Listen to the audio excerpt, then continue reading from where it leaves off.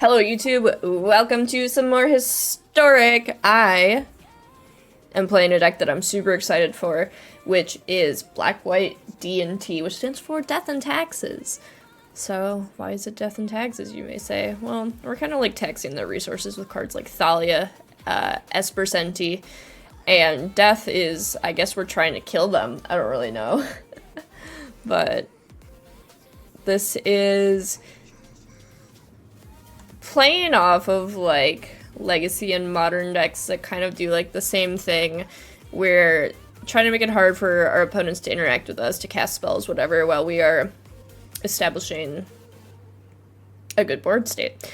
And along with like taxing them, we're kind of like controlling their board, we're controlling their hand, we're making their cards enter, or their lands enter tapped, we're making them cast one spell a turn, we're making it so if they draw cards, they fucking die. So like all of these together make it really hard for the opponent to do literally anything.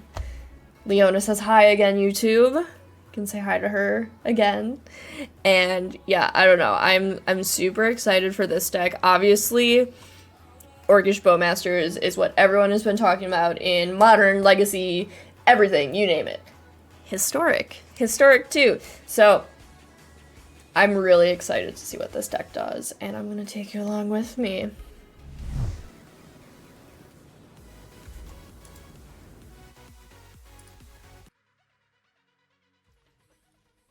I am pretty far away from Chicago.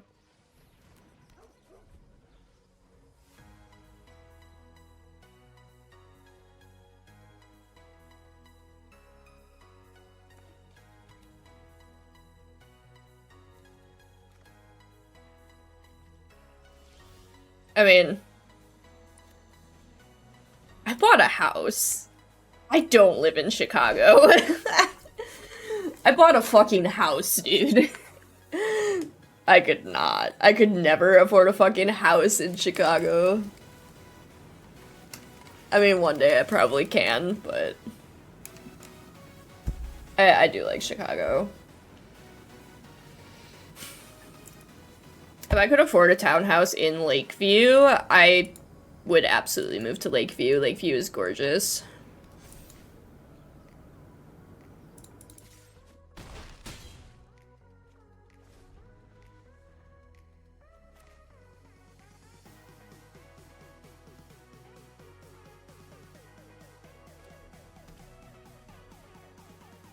$800K. That is less square feet than my house. I bought my home for $200,000, and it is 1,800 square feet.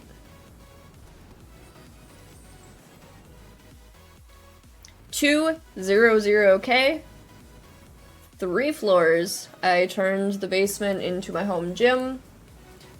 Technically, it would, if you include the basement, since it had a door and it was like finished, I would have a 3-bedroom, 2.5 bath, 18K, no, 1,800 square feet, 200K.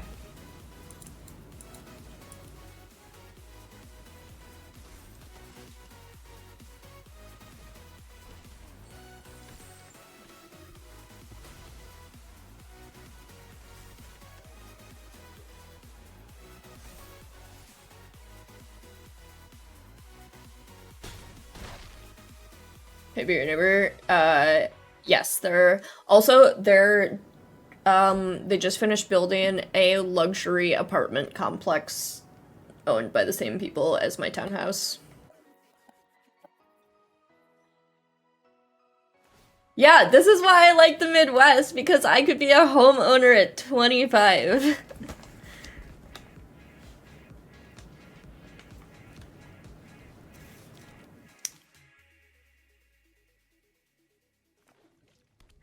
Yeah, I made the basement a home gym because my gym and my trainer were phenomenal, but I was driving like an hour a day just to like exist, you know? Not super into that.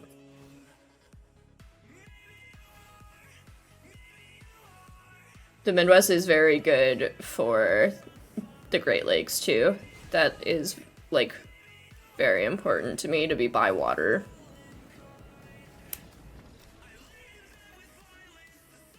Which means driving. Listen. You don't have to drive in Chicago.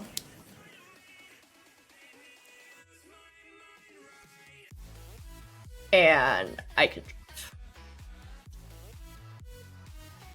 Alright, yes. Wasn't cast. I think they cast. Okay, that should be good. I don't think I'm like... The Thoughtseize is like fine, but I don't think I'm like necessarily like super reliant on that.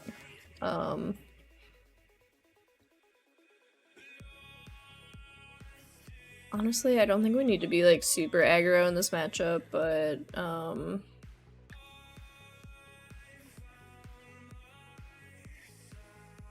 no, this like you look at stuff like this matchup, this is why I want to be playing Death in Texas. Apartments are a scam. I understand that they're designed to keep poor people in them forever. That's the scam. Because how the fuck are you gonna save up money to get out if your rent costs $2,000 for a 1-bedroom, 1-bath? Sounds pretty fucking impossible, don't it?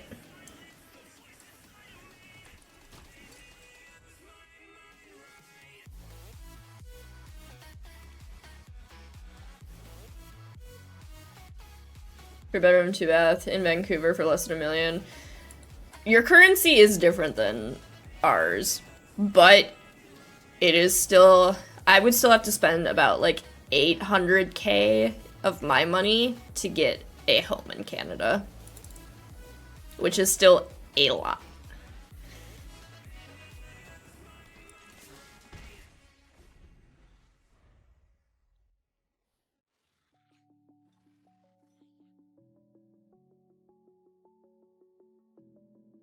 Yeah, at least the Canadian homes I was looking at was about 800K for me, which is probably like $1 million for you or whatever ish.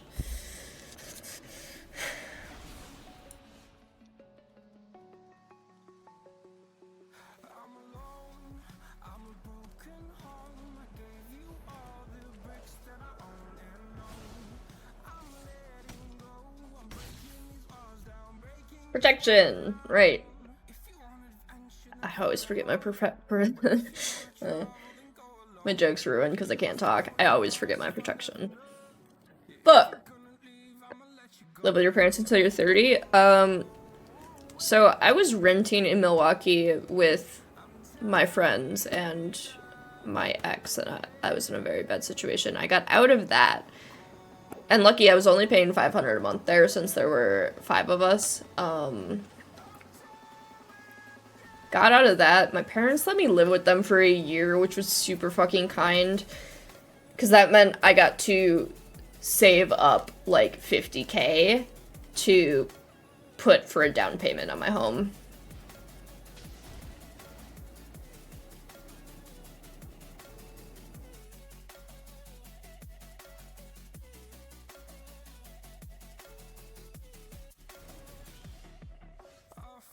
Yeah, exactly. Rent like sets you up for failure.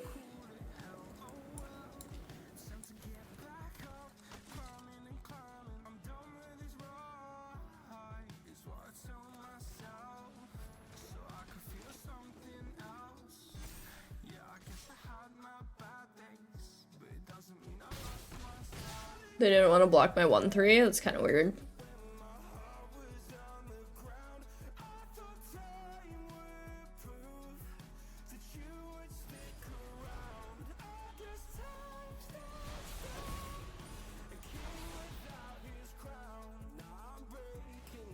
Oh, I forgot to mark a time.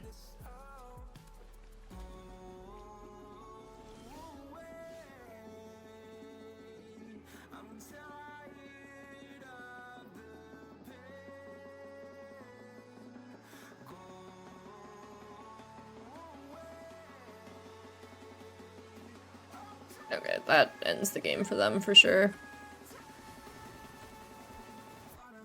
Oops. I did the wrong order, that's my bad. Hee hee.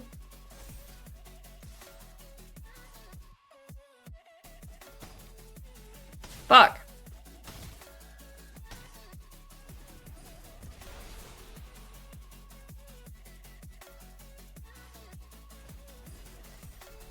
It was really awkward for me buying a house because I work for myself, so they needed 2 years of income.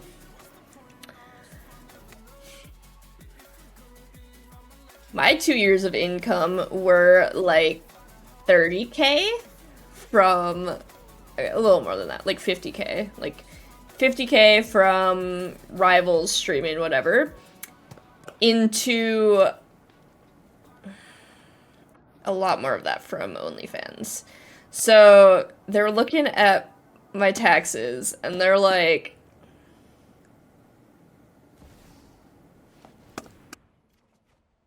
I'm like, please, please let me buy a house. I have the money, I swear. No, people out here being awful.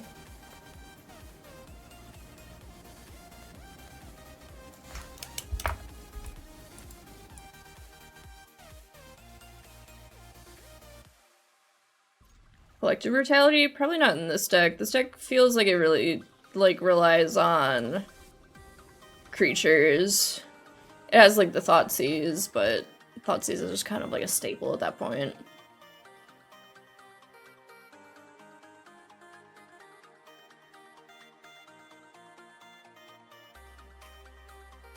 No, I'm gonna have my place for rent at, like, a reasonable price, and people are gonna, like, fist fight for people are gonna fist fight for my fucking rent because it's gonna be the only affordable rent outside of Chicago.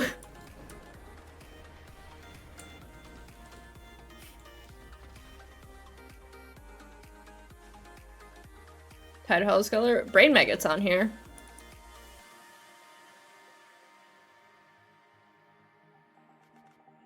Let's see. I'm gonna take out the Thoughtseizes, and I feel like they're gonna cast things from the graveyard, so let's do that.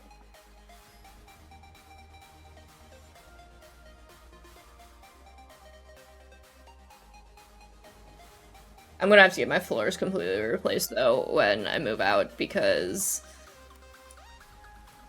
I have 3 cats who love that the carpet is a scratching post to them.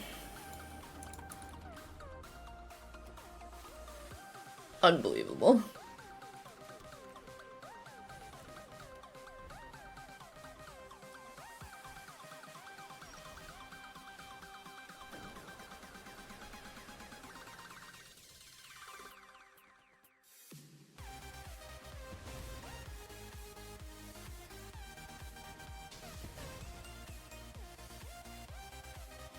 I could, like, flash this in for, like, literally no reason, but I almost feel like that's just, like, a waste. Even though I can do it, like, should I? Probably not. Yeah, Fatal Push is in the sideboard. That's in there.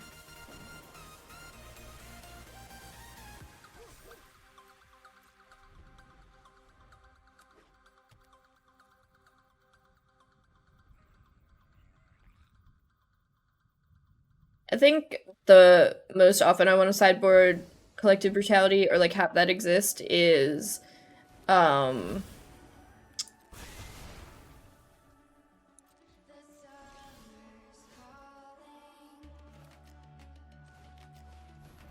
is against Burn.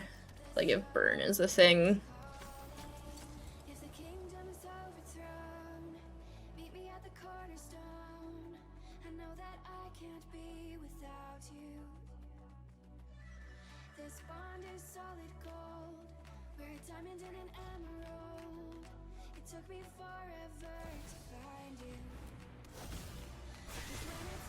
Yeah.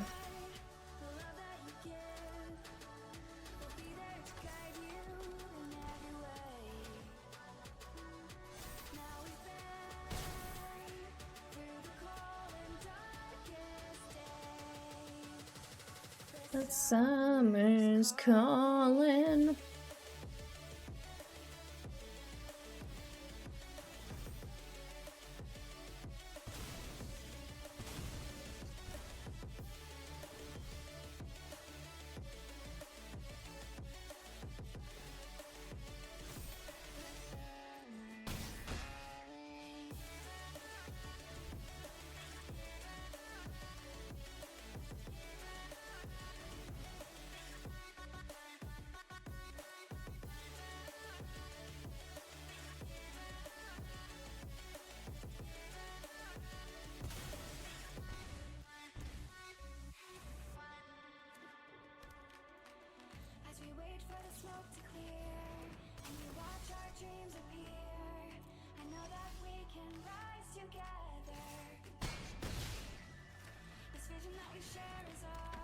I should have done that first, whatever.